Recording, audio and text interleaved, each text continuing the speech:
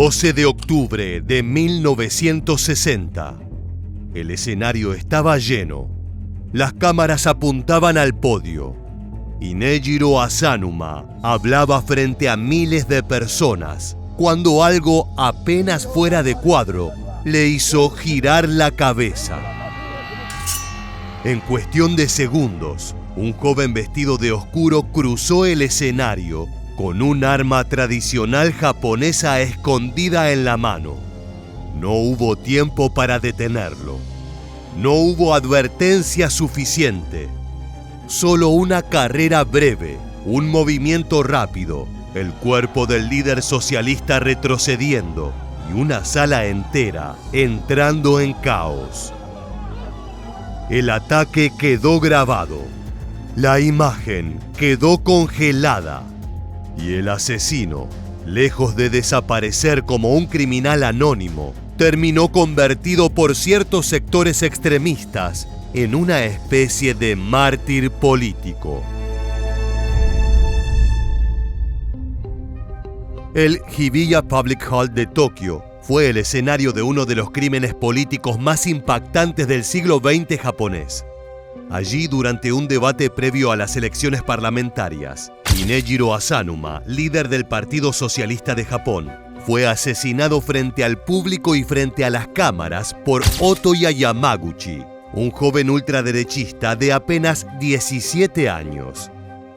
La escena parecía al comienzo parte de una jornada política intensa pero controlada. Asanuma estaba en el podio. A su alrededor había dirigentes, asistentes, funcionarios y cámaras que registraban el evento. En el salón también se encontraba el primer ministro, Hayato Ikeda, una señal de la importancia del acto y del clima político que se respiraba en ese momento. Japón, por su parte, atravesaba una etapa cargada de tensión. La Segunda Guerra Mundial había quedado atrás, pero sus consecuencias seguían presentes. La ocupación, la alianza con Estados Unidos, el temor al comunismo, las protestas estudiantiles y la disputa entre derecha e izquierda marcaban la vida política del país. No se trataba solo de una discusión electoral. Era una pelea por la identidad del Japón moderno. As the one-party state collapsed, many political parties emerged, such as the Japan Socialist Party, with Asanuma as one of its founders. He placed himself as a man of the people and able to unify the different socialist factions into one party. Asanuma representaba una de las voces más fuertes de la izquierda socialista japonesa. Era una figura polarizante, especialmente por su simpatía hacia la China comunista y por declaraciones que lo habían convertido en blanco de los sectores nacionalistas. Una de las frases más recordadas fue pronunciada en Pekín cuando afirmó: Estados Unidos es el enemigo compartido de China y Japón. Para sus adversarios esa postura no era solo una opinión política, era una provocación directa. En el salón, entre los asistentes, había miembros de grupos radicales de extrema derecha. Algunos increpaban al dirigente socialista por sus ideas, por su cercanía con China y por su posición frente al papel militar de Estados Unidos en Japón. La discusión política estaba cargada de gritos, consignas y tensión. Otoya Yamaguchi estaba entre esos sectores radicalizados.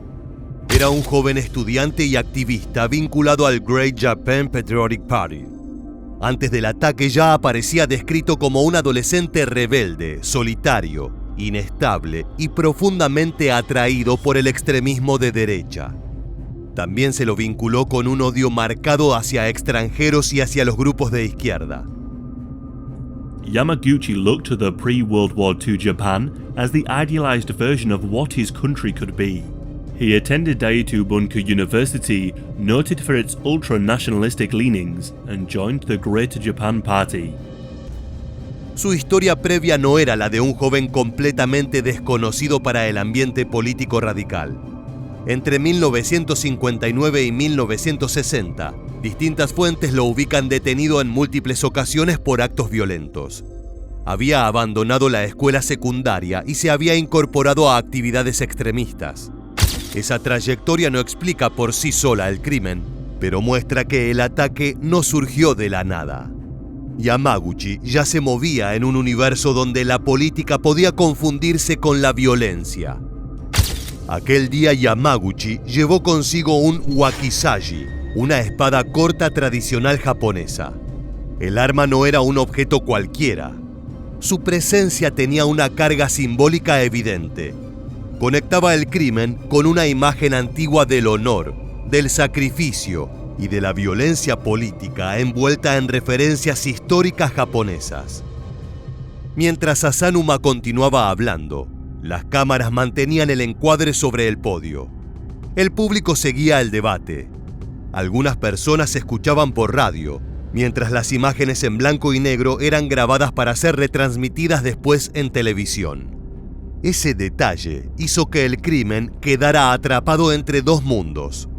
No fue exactamente un asesinato visto en directo por todos los hogares, pero sí un ataque registrado por cámaras y luego difundido hasta convertirse en una escena repetida, discutida y recordada. La multitud reaccionó tarde. El movimiento fue demasiado rápido. El agresor logró acercarse lo suficiente para apuñalarlo. La cámara captó la confusión. Primero el ataque, después el desorden. Hombres corriendo por el escenario. Personas intentando someter al agresor. Asanuma herido, perdiendo fuerza mientras la escena política se transformaba en una escena criminal. Lo que segundos antes era un discurso público se convirtió en un caos de cuerpos, gritos y movimientos desesperados. Yamaguchi apuñaló a Asanuma en 2 ocasiones. Las heridas fueron fatales. El líder socialista fue trasladado, pero murió poco después. El agresor fue reducido inmediatamente. Versiones citadas sobre el caso indican que habría intentado suicidarse en ese momento, pero la multitud se lo impidió. La fotografía tomada por Yasushi Nagao congeló el instante exacto en que Yamaguchi arremetía contra Asanuma. Esa imagen ganó el premio Pulitzer en 1961 y se volvió más que un registro periodístico. Se transformó en símbolo. Para muchos fue la representación del extremismo patriótico atravesando literalmente el cuerpo de la democracia japonesa. Para otros, en los márgenes más radicales de la derecha, el asesino empezó a ser leído de otra manera, no como un criminal común, sino como alguien que había actuado contra lo que consideraban una amenaza comunista o antiimperial. Para algunos, el crimen llegó a ser percibido como un logro. I did not think that the left-wing forces could be overthrown simply by taking out their leaders.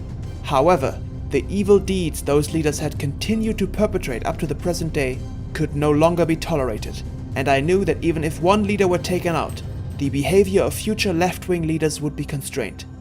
El asesinato de Asanuma no fue un logro en términos institucionales ni democráticos. Fue un magnicidio político.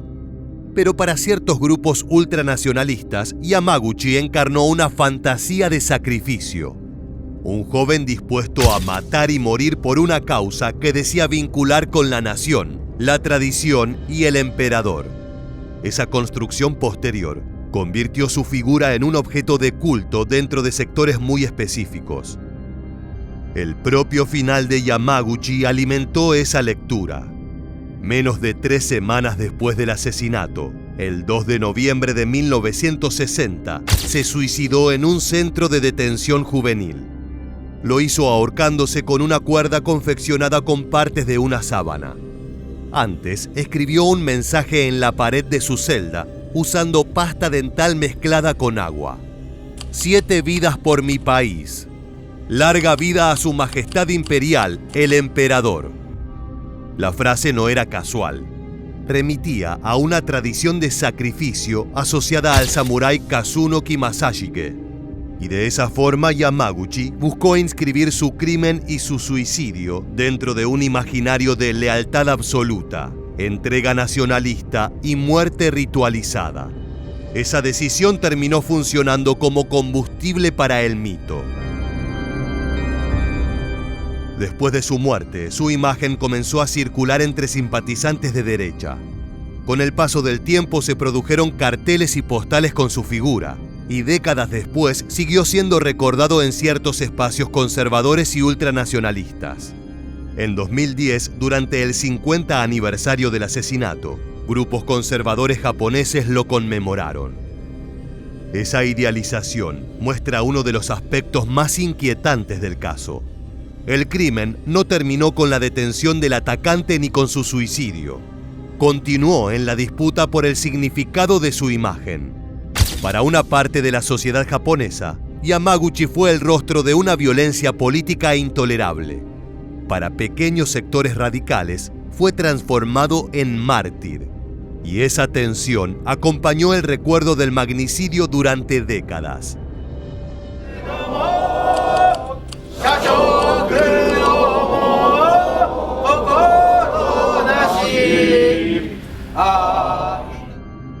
La reacción política fue inmediata. Tras el asesinato, miles de manifestantes de izquierda marcharon hacia la sede de la política en Tokio. Exigían la renuncia del jefe policial, al que acusaban de no haber protegido adecuadamente a Asanuma. La represión posterior dejó estudiantes y policías heridos. El crimen no solo había eliminado a un líder opositor, también había encendido la calle. El impacto internacional también fue fuerte. Estados Unidos expresó conmoción y condenó el asesinato. El embajador estadounidense en Tokio, Douglas MacArthur, dijo estar profundamente impactado. Desde Washington, el Departamento de Estado calificó el hecho como deplorable. Al mismo tiempo, en privado, funcionarios estadounidenses temían que la muerte de Asanuma pudiera convertir sus ideas en una causa más emocionalmente poderosa. La Unión Soviética y China reaccionaron de manera inmediata. La agencia soviética TASS habló de un acto cometido por matones fascistas, mientras la agencia china calificó al asesino como un gángster contratado. En plena Guerra Fría, el crimen fue leído mucho más allá de Japón. No era solo la muerte de un político. Era una escena cargada de significado en la confrontación global entre bloques ideológicos. Dentro de Japón, el asesinato abrió debates sobre seguridad, extremismo y televisión. Las imágenes fueron retransmitidas numerosas veces y generaron una discusión sobre el poder de mostrar la violencia política en pantalla. Este hecho también golpeó al Partido Socialista. Asanuma no era una figura menor. Su muerte dejó un vacío político y simbólico. El partido nunca logró recuperar del todo la cohesión después de perder a su líder. El magnicidio entonces no solo cortó una vida, alteró una estructura política en un momento de enorme sensibilidad nacional. Sin embargo, hay una ironía profunda en la historia. Aunque Asanuma era líder socialista y defendía posiciones de izquierda, no era comunista.